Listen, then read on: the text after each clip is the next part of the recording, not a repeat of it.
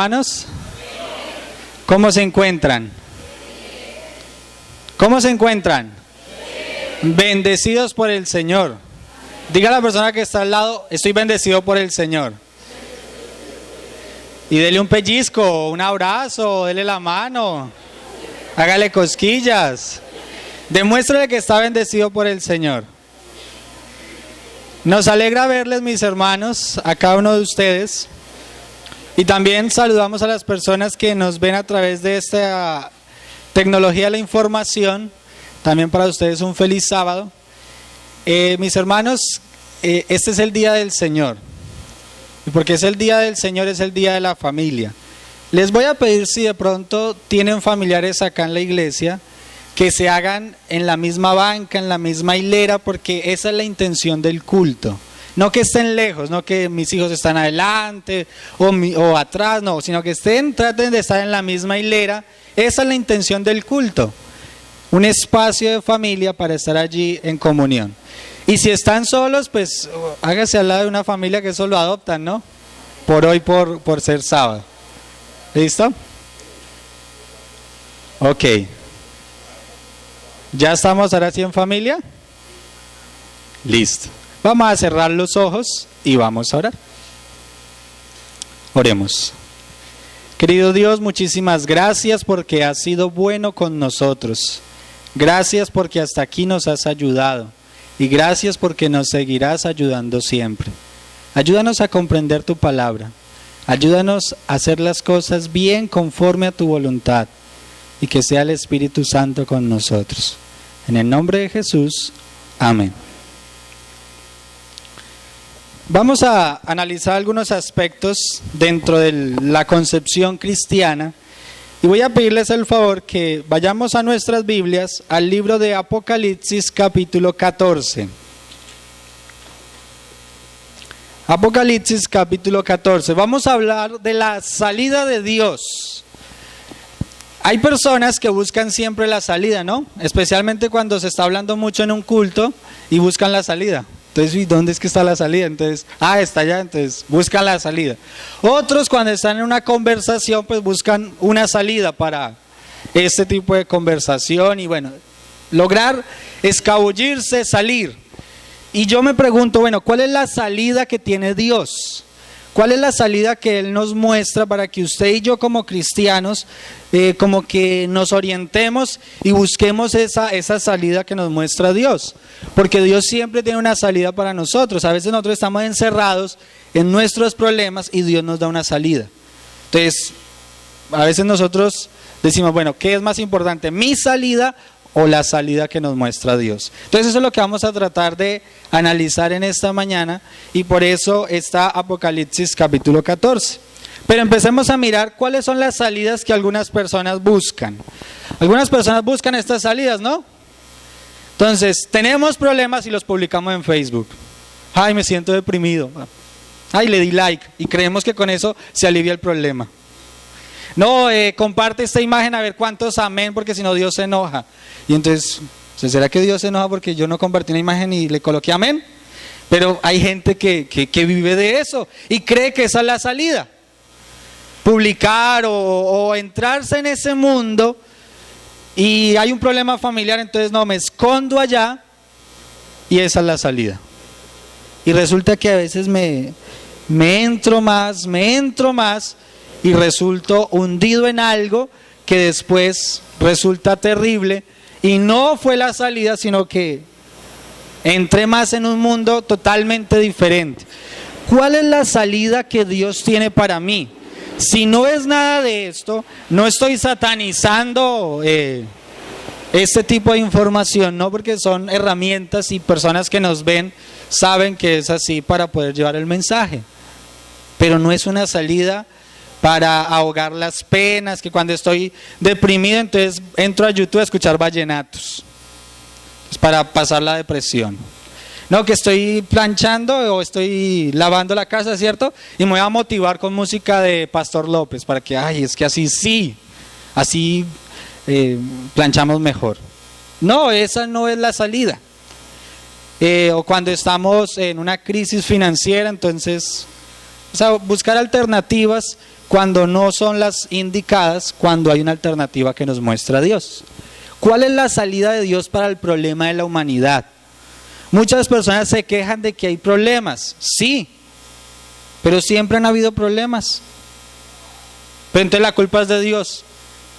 Muchas personas se quejan por las crisis. Dígame en qué época no ha habido crisis. Siempre ha habido crisis. Entonces, ¿cuál es el problema que nosotros tenemos? Que nosotros nos enfocamos es en el problema y no en la solución. Y por esa razón seguimos viendo las crisis que siempre van a estar. Seguimos viendo el hambre que siempre va a estar. Jesús lo miró a tal punto que le dijo a los discípulos: los pobres los tendréis todo el tiempo. Entonces no, que ¿cuándo se va a acabar la pobreza? Nunca.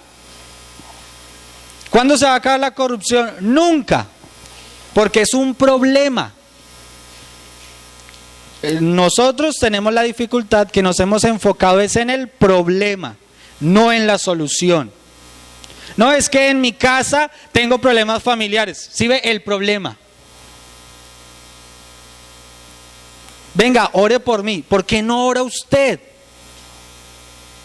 No ore por mí, que es que yo no me siento. ¿Sí ve el problema? El problema. Siempre nos y el enemigo de las almas feliz. Porque cuando tú y yo nos enfocamos solo en el problema, nunca vamos a ver la solución. Y nos metemos en ese mundo problemático y allí nos encerramos y nunca va a haber solución.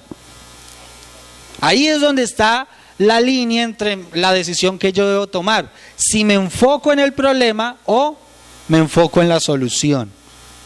Porque a veces nos quedamos es allí. Y esa es la razón por la cual venimos a la iglesia y no nos llenamos. Leemos la Biblia y no nos llenamos.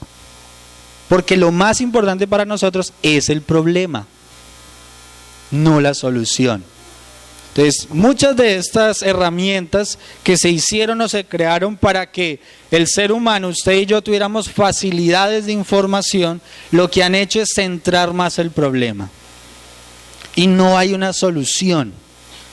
Entonces, ¿cuál es la salida que nos tiene Dios a nosotros? Vamos a mirarla. Y es esta salida. ¿El mensaje de quién es? De los 3 ángeles. ¿Cómo así que esa es la salida de Dios? Y lo vamos a leer allí en Apocalipsis capítulo 14, versículos 6 al 12. Busquemos en nuestras Biblias y permítame le leo desde aquí. En medio del cielo vi volar otro ángel que tenía el evangelio eterno para predicarlo a los habitantes de la tierra, a toda nación, tribu, lengua y pueblo. El evangelio eterno, es decir, las buenas nuevas eternas. El ángel estaba dispuesto a predicarlo, darle la salida al ser humano, a toda nación, tribu, lengua y pueblo. ¿Y cómo decía este mensaje? Allí está en el versículo 7. ¿Temed a quién? Temed a Dios y darle ¿qué? Gloria. Eso es lo que nosotros necesitamos empezar a mirar. Que este mensaje está enfatizado en que nosotros debemos respetar a Dios y darle gloria. De esa manera empezamos a encontrar la salida. Pero si yo me enfoco solo en el problema, nunca voy a encontrar la salida. Cuando Dios me dice, mire, la solución es esta: teme a Dios y darle gloria. Yo creo que una vez les conté a ustedes la experiencia de esa hermana que por muchos años era con su esposo y háblele a su esposo de Cristo y háblele a su esposo de Cristo, y llevaba 15 años y el esposo nada que iba a la iglesia, y ella lo invitaba a conferencias, lo invitaba a seminarios, lo invitaba a semanas de oración, semanas de familia, todo, y ella y él nada, él no cedía. Entonces la hermana se angustió. Y este hombre nunca va a cambiar. Entonces fue donde el pastor y le dijo, venga pastor, es que mire, 15 años y ese hombre nada, y nada. Y yo le hablo de Dios todos los días, en la mañana, al mediodía, en la noche, oro con él, le digo que oremos. Lo invito a la iglesia y no va. Lo invito a las clases bíblicas y no va. A la sociedad de jóvenes y tampoco. Y yo le hablo a él todo el tiempo de Dios y él nada. Y el pastor le dijo, venga, ¿y cuántas veces le hablaba a Dios de su esposo? Porque yo veo que usted le habla a su esposo de Dios, de Jesús. Pero ¿cuántas veces le ha hablado a usted a Jesús de su esposo? Ay, no. Hágalo, cambia ahora. Ya no le diga más a ese hombre, porque él ya sabe todo. No le diga más. Ahora centre esas energías en hablar con Jesús. Y a los 15 días se bautizó el esposo. Porque tenemos el orden al revés. Nos enfocamos es en el problema. Y cuando está la solución, que es Jesús. Temed a Dios y darle gloria. Pero el mensaje quisiéramos que quedara allí, pero no, hay una advertencia. Porque la hora de su juicio ha llegado. Pero además termina este primer mensaje diciendo, adorad a aquel que hizo ¿qué? El cielo, la tierra, el mar y las fuentes de las aguas. Si usted y yo queremos salir de ese problema, es fácil, es adorar a Dios. Pero es a la manera de Él, no es a mi manera. Porque ahí es donde está el detalle. Por esa razón es que seguimos con los vacíos. Porque yo adoro a Dios a mi manera y no encuentro una solución. No, Dios, yo creo que adorarte es ir el sábado, pero durante la semana pues hago lo que quiera. Esa es mi manera de adorar. Ay, pero si ve, no me hallo. Pero es que esa es la manera de Dios. No es a mí, fuera a nuestra manera, imagínense. Pues si no ha funcionado a nuestra manera, ¿por qué no intentamos a la manera de Dios? Adorar al Creador, al que nos hizo. Sigue diciendo el segundo mensaje. El otro ángel le siguió diciendo, ha caído Babilonia, la gran ciudad, porque ha hecho beber de todas las naciones del vino del furor, de su fornicación. El segundo mensaje es simplemente salir de ese sistema que no nos está llevando a ninguna parte. Estamos en un sistema de confusión, donde creemos que adorar a Dios es de acuerdo a lo que yo crea, a lo que yo lea, a lo que yo escuche, a la manera como yo interprete la adoración, y no nos hemos preguntado, bueno, ¿y cómo la interpreta Dios? ¿Será que eso a Dios sí le gusta? No, generalmente, no sé si les ha pasado a ustedes, si han tenido milagros en su casa de restauración de salud, y siempre es lo mismo. Yo no he escuchado, es el mismo hogar, aquí en todo lado es lo mismo, lastimosamente. Pero uno va al médico acá, al chamán, a todo el mundo, y ya después va a Dios y Dios le cura, ¿cierto? Y uno, oiga, hubiera ido a Dios primero. Uno dice, uy, a la próxima. Y llegó la próxima y otra vez y Dios de últimas. Entonces tenemos el orden al revés. Y Dios dice, salgan de ese sistema. Salgan de ese sistema. Y el mensaje del tercer ángel dice, si alguno adora a la bestia y a su imagen y recibe la marca en su frente o en su mano, él también beberá del vino de la ira de Dios que ha sido vaciado puro en el cáliz de su ira, y será atormentado con fuego y azufre delante de los santos ángeles y del Cordero. El humo de su tormento sube por todos los siglos de los siglos. No tienen reposo de día ni de noche los que adoran a la bestia, a su imagen, ni nadie que reciba la marca de su nombre. ¿Por qué no tienen paz los que deciden irse por el sistema erróneo? Porque la Biblia me dice a mí, en paz me acostaré y así mismo dormiré, porque solo tú, Dios. ¿Quién es el que nos hace dormir confiados? ¿Quién? Dios, no un sistema. Si no nos está funcionando eso de venir y sentarnos nomás y no hacer nada, pues debemos hacer otra cosa. Entonces, hermano, póngame a trabajar. Tal vez esa es la mejor manera. Pero si yo sigo con la misma rutina, me siento, me paro, canto, porque me dicen, no, me vuelvo a sentar, me voy, no vengo en la tarde, hago otra cosa, o voy, no sé qué hacer, veo 3 ABN por internet, o por la cadena que hay. Y ahí ya creo que me nutrí. Y mañana sigo igual. Entonces hay que cambiar. Si eso no está funcionando, hay que cambiar. Porque Dios siempre va a tener una salida. El problema es que a nosotros nos cuesta ir a esa salida. Entonces mire lo que nos aconseja la sierva del Señor, hablando de este mensaje del tercer ángel que está asociado con la justificación de la fe. Cuando usted y yo comprendemos bien esto, mis hermanos, este último mensaje, nuestra perspectiva cristiana cambia totalmente.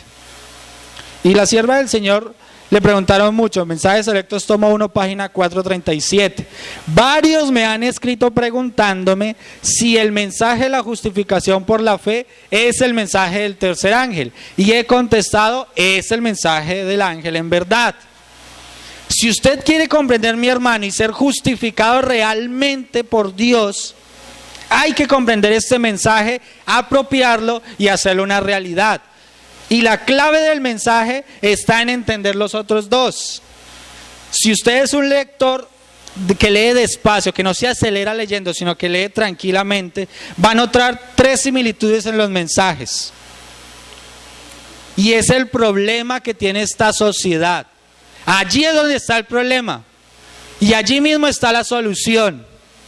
Y en los 3 ángeles, en el mensaje de los 3 ángeles se repite el mismo principio. Y usted lo puede leer conmigo. En el mensaje del primer ángel, la clave está en la última parte. Adorad a aquel que hizo los cielos y la tierra. En el mensaje del segundo ángel se nos insta a salir de una falsa adoración. Y en el tercer ángel nos advierte, si alguno se atreve a adorar, dígame cuál es la clave de los 3 mensajes. La adoración. ¿Cuál es el problema que tiene esta sociedad hoy en día? La adoración. ¿A quién adoran? ¿Cómo lo adoran? ¿Por qué lo adoran? ¿Cómo? ¿Cuándo? ¿Y dónde? El problema de esta sociedad no es ni un problema económico ni un problema político, es un problema de quién estamos adorando, de cómo lo estamos haciendo. Cuando una familia decide totalmente, bueno, vayamos a un individuo, cuando un individuo decide adorar totalmente a Dios, cambia su familia. Ahora, si esa familia decide adorar totalmente a Dios, cambia el vecindario. Y si el vecindario se une, cambian la sociedad. Pero el problema de nosotros es que individualmente no estamos adorando a Dios correctamente. Dios nos dice, adorad a aquel que hizo el cielo, la tierra, o sea, un Dios creador. Un Dios que todo lo puede hacer. Pero tenemos dificultades porque todos las tenemos problemas y estamos allí inmersos y al primero que debemos acudir es ¿a quién? A Dios, pero a veces lastimosamente es al último que acudimos y nos ponemos bravos cuando Dios nos dice que no. Dios tiene 3 maneras de responder. Una es sí. Y les digo algo, es la que menos que Él da, es esa es la que menos. Pero Dios tiene 3 maneras de responder. Una es sí, la otra es no, y la otra es espera. Esa espera puede ser que sí, pero tiende a ser que no. Y usted dirá, ay, pero Dios es, oiga, pero ¿por qué Dios es así entonces? Porque es Dios. Si nosotros pudiésemos dimensionar de los peligros, dimensionar de las cosas por las cuales Dios nos puede evitar, cambiaríamos nuestra manera de adorar. Eso es algo así como si usted está allí orando y dice quiero una moto, y Señor, quiero una moto, y Dios dice no, bueno, espera, y usted ay terco allá y que quiere una moto y ya, y Dios, bueno, está bien, tome.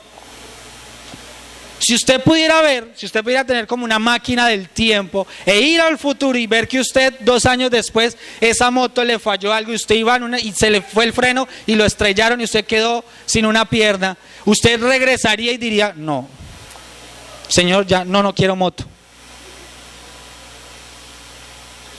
Pero lastimosamente no tenemos esa capacidad, pero Dios sí.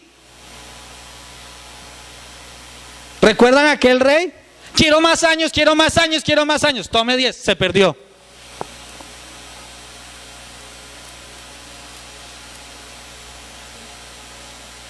Entonces, nosotros nos hemos centrado en nosotros mismos, en el problema, y no queremos ver la solución.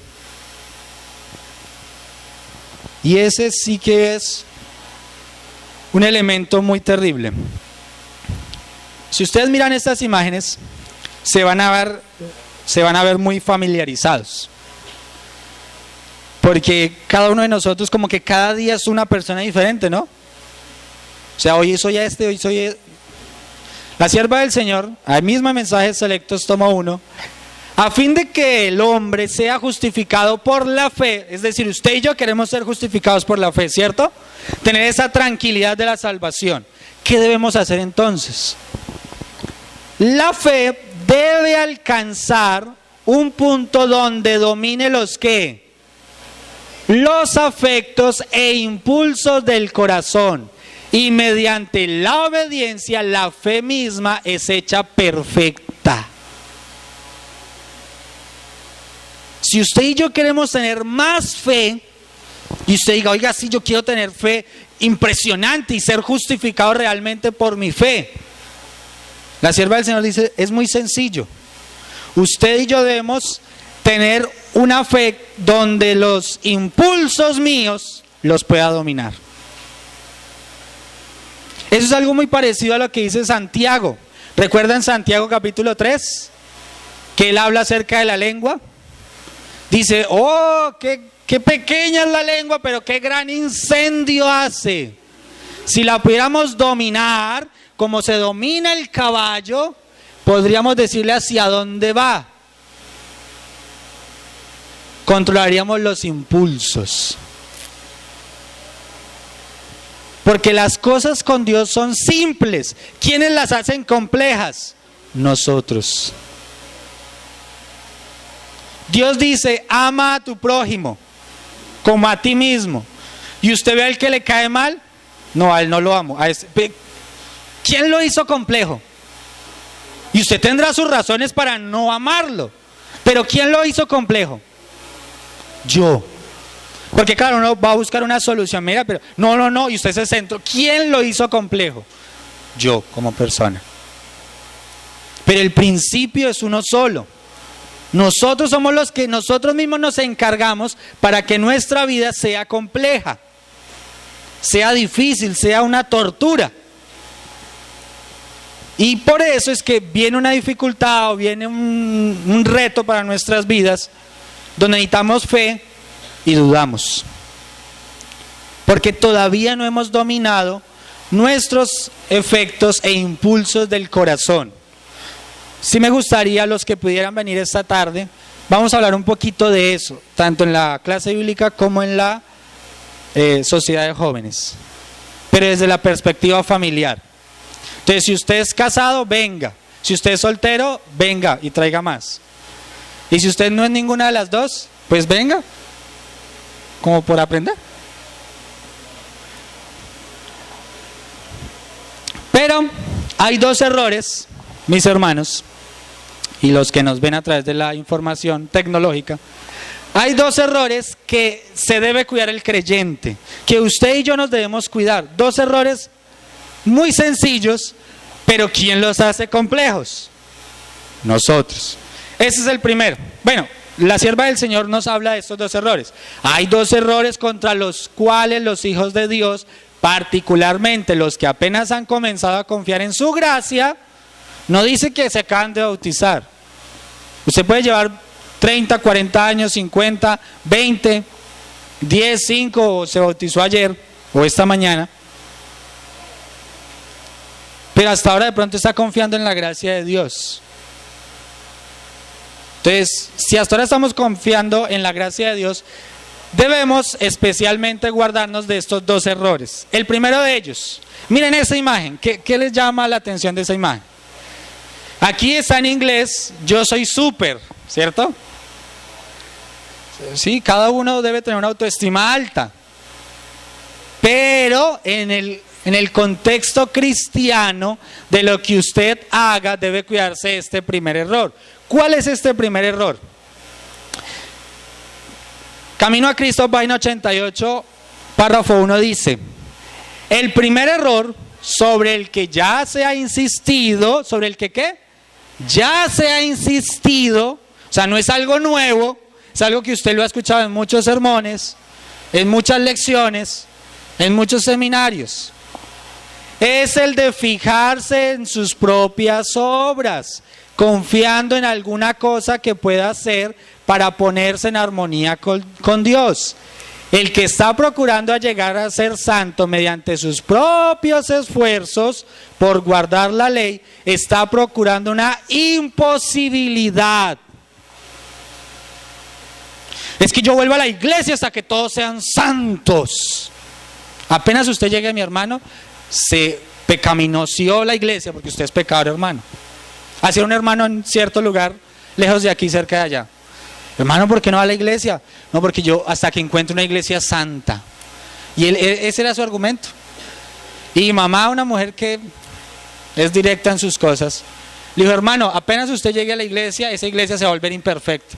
Y el hermano: ¿pero por qué me dice eso? Hermano, porque usted es un pecador. Apenas usted la toca, usted encontró la iglesia perfecta y usted la tocó, se perdió esa iglesia por su culpa, porque usted es pecador, así como yo, como todos.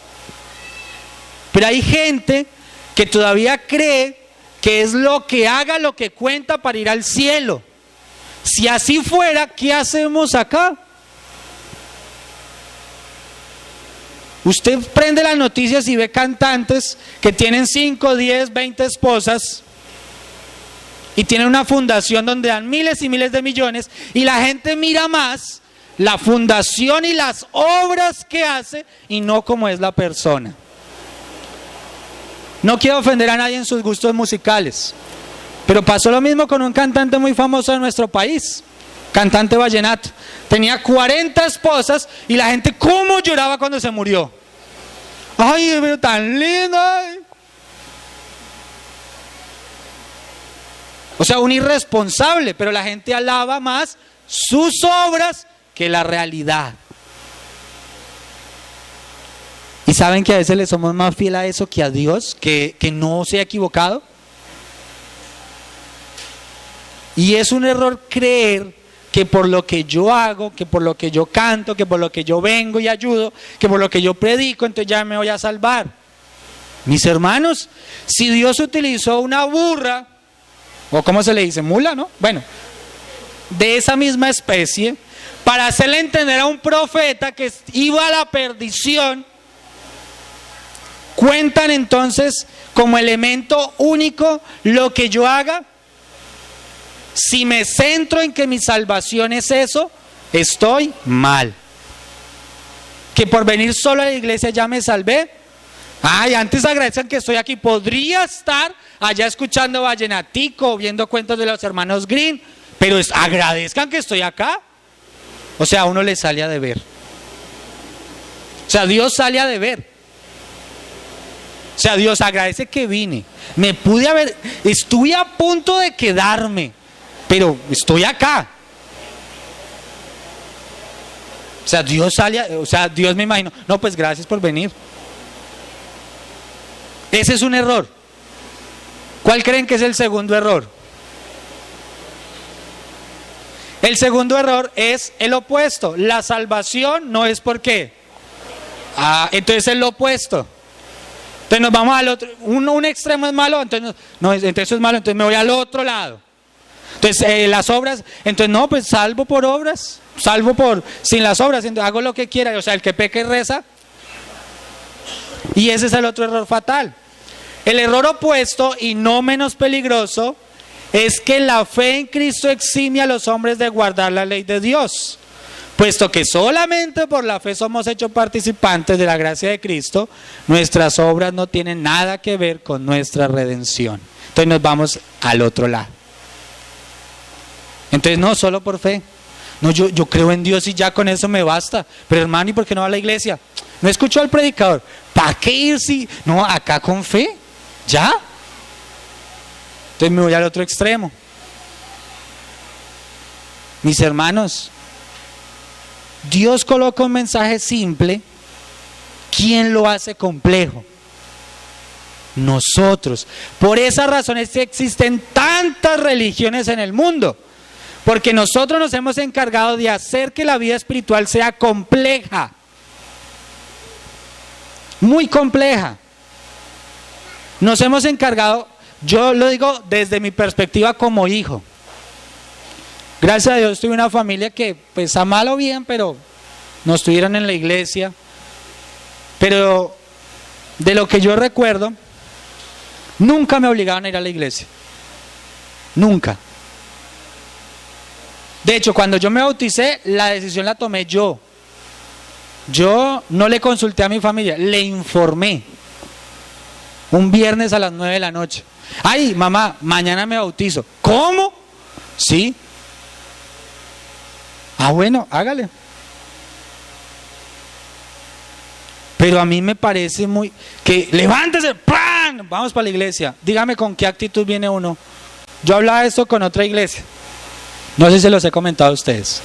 Yo tengo una prima, no le vayan a decir si algún día viene por acá. Ella tiene ahorita 10 años. Cuando tenía 6 años, a ella le han creado con ese concepto. Oiga, apúrale, ¡pram! Para la iglesia. Es que usted se va a perder si se queda acá. Es que usted está pecando, porque el sábado no es para dormir. 5 de la mañana, hágale, siéntese. Vamos, lección, va. Apúrele, vamos para la iglesia. Ella un día lo dijo en su inocencia de niña de 6 años. Espere que tenga 18. Espere que tenga 15. Espere que tenga fuerza y me voy de acá. Ahorita no puedo.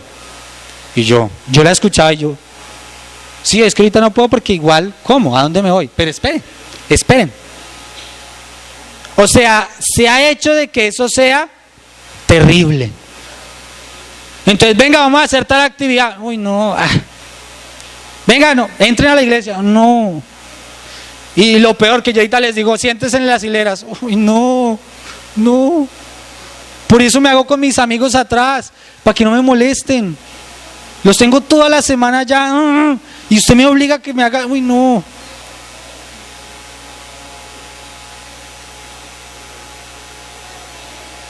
Dígame, ¿ustedes creen que Dios es así?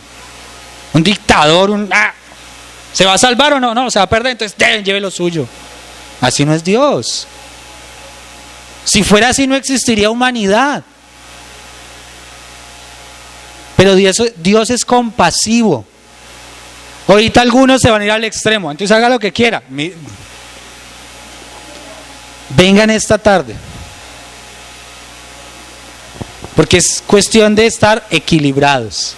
Si no estamos equilibrados, es complicado. Por eso, mis hermanos, la obediencia es el fruto ¿de quién? De la fe. Si yo tengo fe, como resultado, ¿cómo voy a ser? Obediente. Y ahí mis obras se van a ver reflejadas. No tienen que decirme, usted tiene que hacer esto para ir al cielo. No, simplemente yo creo en Dios, lo amo y voy a obedecer como Él quiere que yo haga las cosas. Por eso la sierva del Señor termina diciendo esta parte: no ganamos la salvación con nuestra obediencia, porque la salvación es un don ¿qué? Gratuito. ¿De quién? De Dios, que se recibe por la fe, pero la obediencia es el fruto de la fe. Eso es algo como cuando en una casa hay un equilibrio emocional y usted le da algo a su hijo o a su hijo. Cuando yo lo recibía, yo lo entendía así. Hay una vez una tía me mandó un balón de fútbol por allá fuera del país. Imagínate, desde allá me lo mandó. Uno se siente doblemente feliz. Eso salió malo el balón, pero lo hizo con un cariño. Pero yo recuerdo cuando llegó ese balón, yo me sentía, wow. Pero entonces, ¿qué entendí yo? Yo sigo queriendo a mi tía, me dé o no me dé balones, porque la quiero. Esas son mis obras. Entonces, tía, usted me da un balón. Entonces yo, ay tía, estoy firme con usted. No me dio nada. No, entonces, así es con Dios.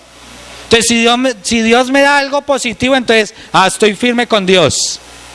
Pero si Dios me dijo que no, eso no se lo puedo dar. Ah, sí ve, es que la culpa es suya. Ah, sí ve, ¿por qué me pasa? Por su culpa.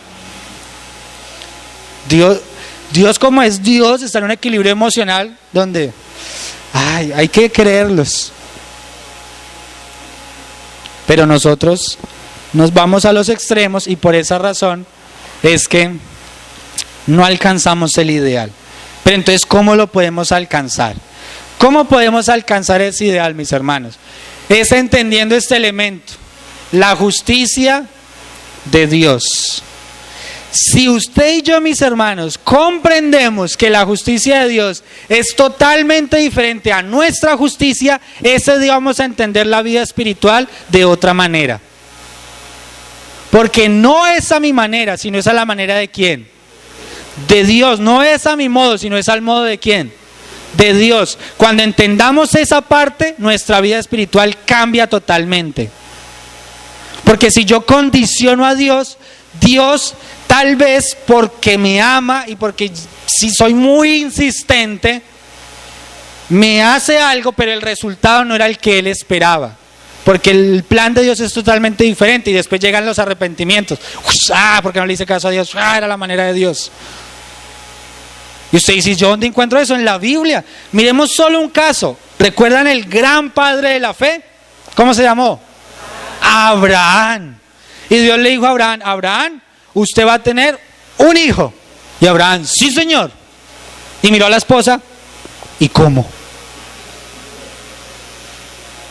Y la esposa, puro cuento de Dios, venga, hágale conmigo. Dios le dio a Isaac. Y ustedes dicen, bueno, Dios cumplió. Pero ustedes no saben el dolor de cabeza después de eso para Abraham. No por su hijo. Ninguno de sus dos hijos tenía la culpa. ¿La culpa de quién era?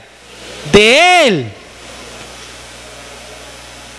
Después de eso le tocó echar a su hijo y a la madre de su hijo porque los dos no se llevaban.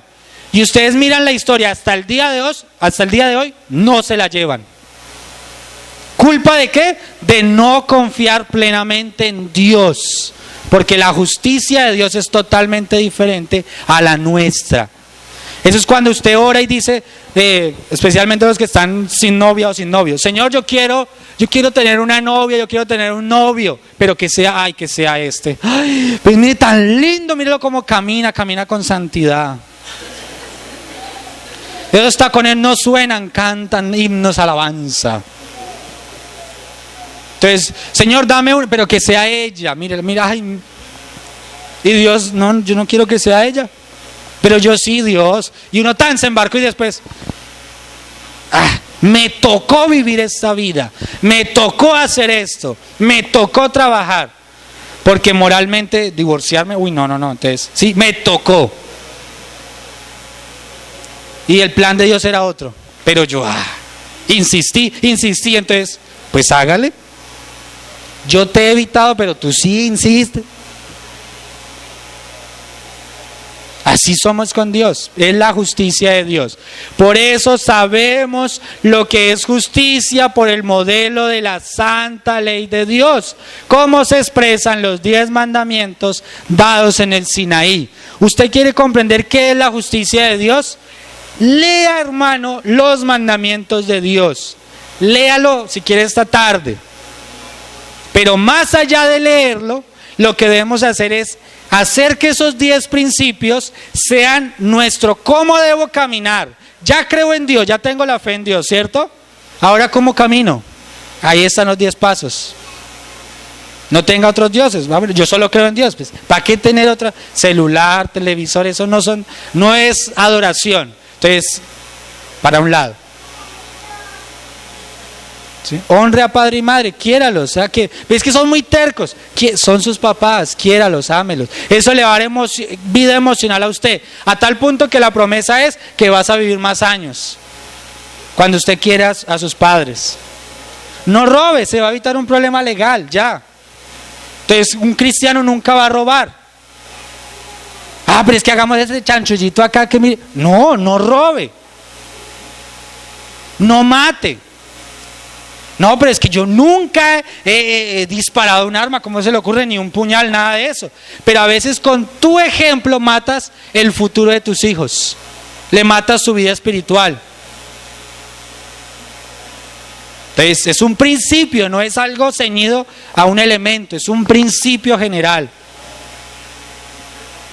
Entonces ahí ya empiezo a caminar. ¿Eso cómo se llaman? Obras. ¿Las hago porque me están vigilando? No, es que hoy es sábado, entonces, uy, no, es que allá está el hermano diácono y me está mirando y pilas. Y ya no fuimos. Uy, ahora sí me liberé. Eso no es amor, eso es dictadura. Dios no es un Dios dictador. Por eso, Apocalipsis 14:12 termina diciendo, mis hermanos, aquí está la perseverancia de los santos, los que guardan los mandamientos de Dios y la fe de ¿qué? De Jesús. Y yo quiero preguntar si hay alguna persona aquí en este lugar que desea que Dios sea la oportunidad para sus vidas, que desea que realmente Dios sea no solo ese Dios al cual no podemos ni mirar, sino que sea realmente un amigo.